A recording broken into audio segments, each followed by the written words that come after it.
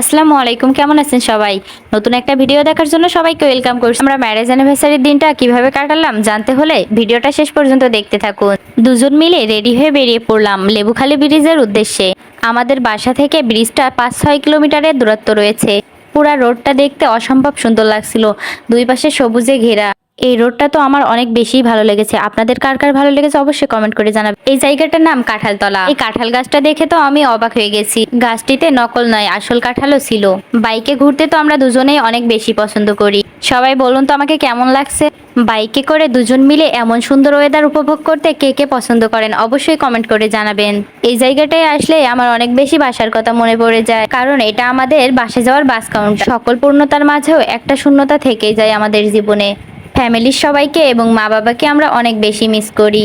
কথা বলতে বলতে চলে এসেছি আমাদের গন্তব্যস্থলে। এই জায়গাটায় কে কে গিয়েছেন আর কে কোথা থেকে আমার ভিডিওটা দেখছেন অবশ্যই কমেন্ট করে জানাবেন। নদী বা সমুদ্রের পাশে দুজন মিলে বসে সূর্য ডোবা বা সূর্য ওঠা দেখতে অনেক বেশি ভালো লাগে। যেহেতু এখানে আমরা দুজনই থাকি, আমাদের সাথে আমাদের ফ্যামিলির কেউই থাকে না, সেজন্য কোনো আয়োজনই করা হয়নি। আপনাদের ভাইয়ার পছন্দের কিছু রান্না করে আমরা দুজন মিলে ঘুরতে বেরিয়ে পড়েছি।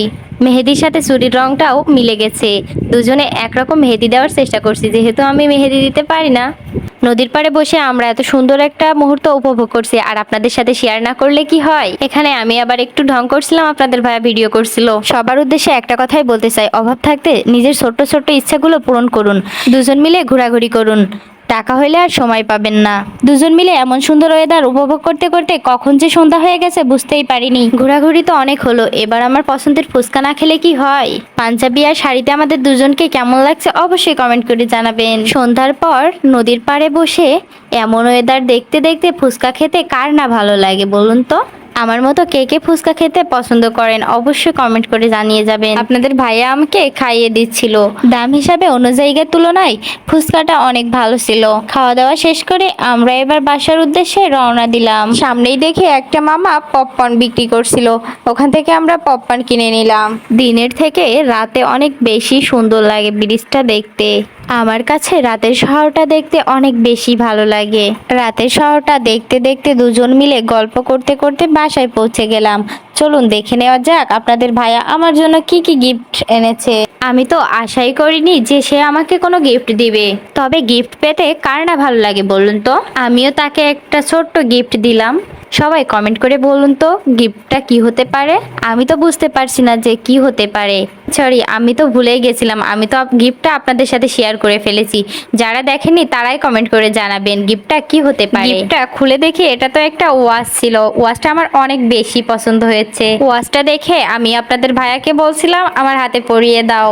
ও আচ্ছা, আপনাদের তো বলাই হয়নি, এটা আমাদের সেকেন্ড অ্যানিভার্সারি।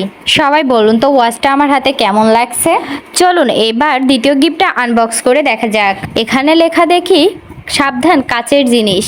সবাই গেস করে বলুন তো কি হতে পারে। সময়টা কত দ্রুত যায় তাই না। দেখতে দেখতে 2টি বছর কাটিয়ে ফেললাম একসাথে।